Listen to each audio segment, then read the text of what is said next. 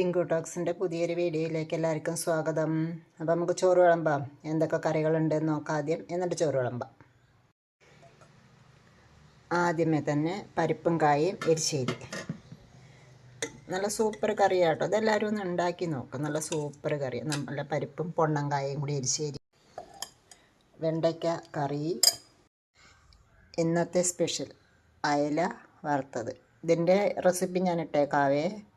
നല്ല സൂപ്പർ അയലയ്ക്ക് ഉപ്പും മുളകും പിടിക്കില്ല എന്നുള്ള പരാതിയൊന്നും ഉണ്ടാവില്ല. സൂപ്പറാണ്.